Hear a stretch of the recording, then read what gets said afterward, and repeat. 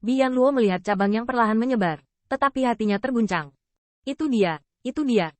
Saya hanya ingin memanfaatkan kenyamanan jalan kayu, tetapi mengabaikan Tian di Dadao. Mengapa Anda ingin menjadi baik untuk saya tanpa alasan? Jika Anda ingin memasuki jalan kayu, Anda tidak sembarangan berdoa untuk keteduhan, tetapi untuk mengasuh dan berkultivasi terlebih dahulu. Jenderal Feng, saya telah diajari. Bian Luo telah mendapatkan banyak hal, dan tiba-tiba membungkuk ke Qin Yichen, yang dianggap sebagai hadiah untuk diajarkan. Segera, Bian Luo memikirkan sesuatu, mengambil bulu dari tengah alisnya, dan melayang menuju Qin Yichen. Jenderal Feng telah memasuki jalan api, dan untaian bulu dewa berikutnya akan dipraktikkan siang dan malam, dan ada Bifang Tianyanku di dalamnya. Tolong ambillah dari Jenderal Feng. Qin Yichen mengambil Senyu, dan merasakan semburan panas terik ketika dia mulai, dan dia tidak bisa membantu tetapi merasa segar. Apa itu Bifang Tianyan? Ada ribuan pisau yang kuat di dunia, dan cara pedang yang tak terhitung jumlahnya. Hal yang sama berlaku untuk cara api. Selain itu, Bian Luo mungkin tidak dapat mengalahkannya, tetapi bagaimanapun juga, dia adalah pembangkit tenaga listrik dari alam yang mulia Dao. Seperti yang dia sendiri katakan, Huo Dao hanya selangkah lagi. Namun, Qin Yichen lebih rendah dari Bian Luo di jalan api saja setelah diskusi seperti itu. Keuntungannya benar-benar tidak kecil. Qin Yichen dan Bian Luo saling memandang, dan tiba-tiba saling mengepalkan tangan pada saat yang sama. Terima kasih atas saran Anda. Bian Luo tidak terburu-buru untuk turun dari platform kekuatan ilahi, tetapi tepat di bawah panji Asosiasi Pahlawan Dunia untuk memahami cabang itu, dan perjalanannya berharga. Ketika orang yang kuat melihat pemandangan ini, dia tidak bisa menahan untuk tidak berseru. Feng Tianxing memberi Bian Luo kesempatan untuk membuat api dengan kayu. Jika diterangi, jalan api akan menjadi sukses besar. Feng Tianxing juga mendapat manfaat. Bisa dikatakan sama-sama menguntungkan dan saling menguntungkan. Semua orang bahagia. Ada hal yang baik.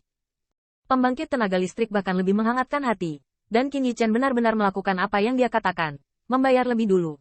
Lalu memintanya, menunjukkan ketulusan penuh. Tiba-tiba, ada dewa kekar lain di atas panggung. Manusia dewa itu seperti bukit, tidak. Itu seperti gunung yang berjalan, megah dan kuat, dan kulitnya seperti pegunungan, dengan semua pola dewa coklat tanah berkilau, dan ada rasa penindasan. Hanya saja dewa manusia itu bertatap muka, tetapi dia memberi Qin Yichen semacam perasaan jujur dan jujur. Ternyata sesama Taois dari ras dewa gunung, silakan duduk. Manusia dewa itu perlahan menggaruk kepalanya. Meskipun dia besar, matanya diremas oleh daging kekar. Dia ragu-ragu, Jenderal Feng sopan. Bisakah kamu benar-benar berbicara dengan San Mou? Alam. Bisakah Anda mengatasi keraguan saya dulu? Qin Yichen berpikir sejenak, ya. Pembangkit tenaga listrik klan Dewa Gunung ini bernama San Zongyu, dan ketika dia duduk perlahan, Bai Guanxing terhuyung-huyung untuk sementara waktu, hampir tidak stabil. Itu benar-benar Feng yang umum. Suku Dewa Gunung kami mengambil gunung sebagai nama keluarga, dan lahir agar selaras dengan jalan tanah. Itu agung dan kuat. Qin Yichen tersenyum dan berkata, dapat dilihat bahwa tanahnya tebal dan berat. Bukan hanya kekuatannya yang luar biasa, tetapi pertahanannya juga sangat mengerikan. Pisau Feng, saya khawatir itu tidak mungkin bagi saudara Zong Yue. San Zongyu sangat jujur dan jujur, Jenderal Feng mengangkatnya. Segera, San Zongyu merasa malu lagi. Hanya saja San Mou datang ke surga untuk menyaksikan semua Daoi. Dan setelah berdiskusi denganmu, dia menemukan kekurangannya sendiri. San Mou bertubuh besar, meski bisa mengubah postur tubuhnya, tapi dia tidak bisa mengubah berat badannya. Dia sering berbicara dengan orang, seperti yang dikatakan Jenderal Feng, mengandalkan pertahanan. Orang lain tidak bisa membantu San Mou, tapi metode San Mou itu lajang. San Zongyu melihat sekeliling pada orang-orang kuat di antara penonton lagi, dan perlahan berkata, terutama pada level ini, semua orang akan bertarung di udara. Kecepatannya sangat cepat. Di udara, San Mou tidak bisa memanfaatkannya. Qin Yichen memahaminya. Saudara Zongyu maksudnya, dia hanya dipukuli, tapi dia tidak bisa mengalahkan orang lain. Meskipun San Zongyu frustrasi, dia masih mengangguk. Itu yang dia maksud. Meskipun mengandalkan pertahanan dan tubuh fisik, sulit bagi lawan untuk mengalahkannya. Dan San Zongyu tidak bodoh. Jika lawan menyerang terlalu ganas, jika dia memanfaatkan kesempatan, dia pasti akan tahu di bawah pukulan berat dari gunung yang pecah dan gunung yang pecah. Dewa gunung yang kejam. Tetapi San Zongyu tidak hanya ingin tidak terkalahkan, tetapi juga ingin menang. Masih ada celah besar antara tak terkalahkan dan menang. Terlebih lagi, San Zongyu bukanlah orang bodoh. Dan kaisar yang bertarung dengannya bukanlah orang bodoh. Jadi mereka secara alami akan menemukan cara untuk menargetkan. Qin Yichen menggosok dagunya dan bergumam. Jadi apa yang ingin ditanyakan oleh Bruder Zongyu? Dewa gunung dilahirkan dengan tubuh yang agung. Jika mereka ingin mengubah pro dan kontra ras, Feng tidak memiliki kemampuan seperti itu. Terlebih lagi, Langit dan bumi diciptakan, dengan ribuan jiwa dan semua ras, dan setiap ras memiliki kekuatan dan kelemahannya sendiri. Bagaimana mungkin ada ras yang sempurna? Suara San Zongyu luar biasa, San Mou ini tahu, dan San Mou tahu belenggu ras. Sulit untuk menerobos dengan kebijaksanaanmu. Tapi kemarin, pedang 5 elemen Jenderal Feng mengesankan San Mou. Di antara 5 elemen, emas adalah asli emas, dan emas adalah penyerang utama. Jika San Mou dapat memahami kekuatan emas, setidaknya dia tidak akan dipukuli lagi secara pasif. Sarana untuk menyerang musuh dan menang. Qin Yichen memikirkannya. Jadi Brother Zongyu ingin bertanya bagaimana memahami Taoisme Jin. San Zongyu mengangguk. Jadi, apa yang bisa diajarkan Brother Zongyu padaku?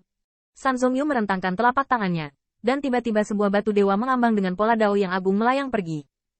Ini adalah salah satu batu dao kelahiran San, seperti Brother Yan Luo, yang dapat membantu Jenderal Feng untuk meningkatkan dao bumi.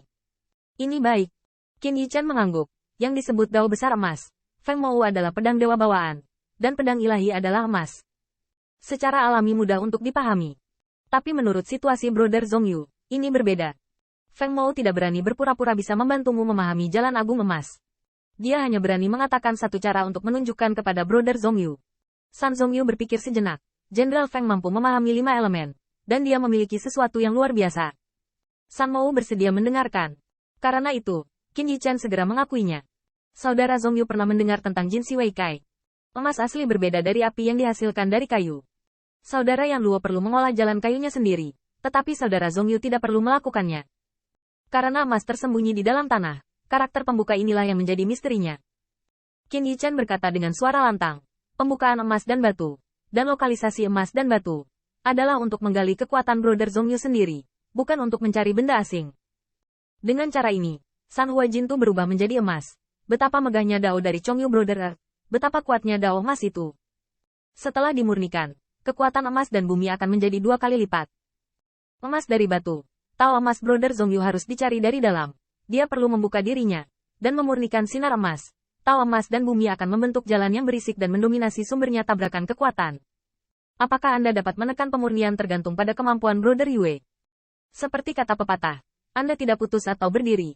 Anda membuka emas. Tetapi Anda harus menguasai kekuatan emas untuk mencegahnya membela diri. Dan Anda membutuhkan 2 netralisasi. Feng Mou mengatakan itu tidak berguna. Dan di antara mereka ada bahayanya. Hanya saudara laki-laki Yue sendiri. Wajah. Hancurkan dan kemudian berdiri. Brother Zongyu sendirilah yang hancur. Dan Brother Zongyu sendirilah yang berdiri. Feng Mou memberikan sinar niat pedang. Berharap bisa membantu Brother Zongyu.